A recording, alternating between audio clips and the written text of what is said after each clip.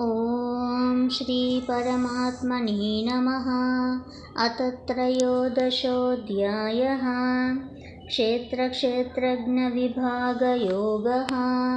श्रीभगवानुवाच इदं शरीरं कौन्तेय क्षेत्रमित्यभिधीयते। एतद्यो वेत्ति तं प्राहुः क्षेत्रज्ञ इति तद्विदः। क्षेत्रज्ञं चापि मां विद्धि सर्वक्षेत्रेषु भारत। क्षेत्रक्षेत्रज्ञयोर्ज्ञानं यत्तज्ज्ञानं मतं मम।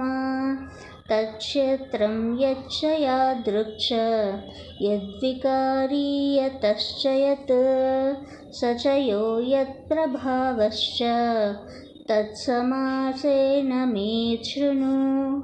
ऋषिभिर्बहुधा गीतं छन्दोभिर्विविधौ पृथक् ब्रह्मसूत्रपदैश्चैव हेतुमद्भिर्विनिश्चितैः। महाभूतान्यहङ्कारः बुद्धिक्षेत्रमेव च इन्द्रियाणि दशैकं च पञ्चचेन्द्रियगोचराः।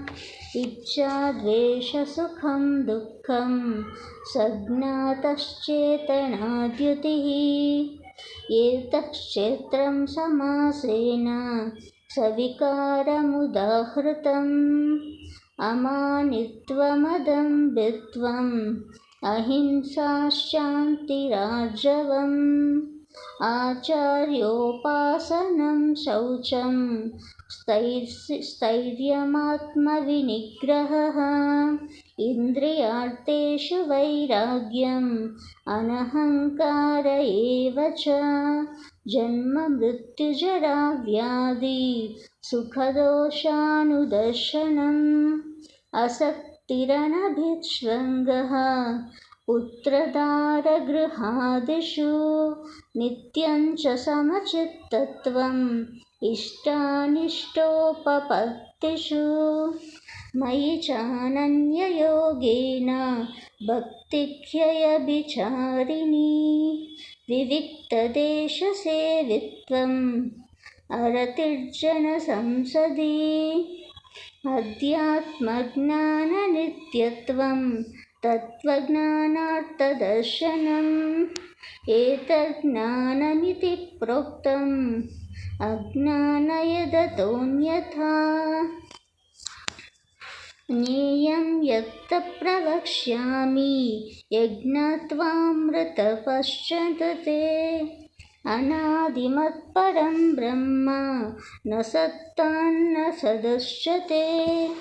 सर्वतः प्राणिपादं तत् सर्वतो शिशिरोमुखं। सर्वतः श्रुतिमल्लोके सर्वमावृत्य तिष्ठति। सर्वेन्द्रियगुणाभासं सर्वेन्द्रियविवर्जितम् असक्तं सर्वभृच्चैव निर्गुणं गुणभोक्तृ च। बहिरन्तश्च भूतानाम् अचरं चरमेव च। सूक्ष्मत्वात्त्वमिविज्ञेयं दूरस्थं चान्तिके तत्। अविभक्तं च भूतेषु विभक्तमिव च स्थितं। भूतभर्तृं च ज्ञेयं ग्रासिष्णुप्रभविष्णु च। ज्योतिषामपि तज्ज्योतिः तमसः परमुच्यते। ज्ञानं ज्ञेयं ज्ञानगम्यं हृदि सर्वस्य विष्ठितम्। इति क्षेत्रं ततज्ज्ञानं ज्ञेयं चोक्तं समासतः। मद्भक्तये तद्विज्ञाय मद्भावायोपपद्यते। प्रकृतिं पुरुषं चैव विदन्यादि अभावपि। विकाराश्च गुणाश्चैव विद्धि प्रकृतिसम्भवान्। कार्यकरणकर्तृत्वे हेतुप्रकृतिरुच्यते। पुरुषः सुखदुःखानां भोक्तृत्वे हेतुरुच्यते। पुरुषः प्रकृतिस्थो हि भुङ्क्ते प्रकृतिजान्युगान्। कारणं गुणसंयोगं सदसज्ञो निजन्मसु। उपद्रष्टानुमन्ता च भर्ता भोक्ता महेश्वरः। परमात्मेति चाप्युक्तः देहेऽस्मिन् पुरुषः परः।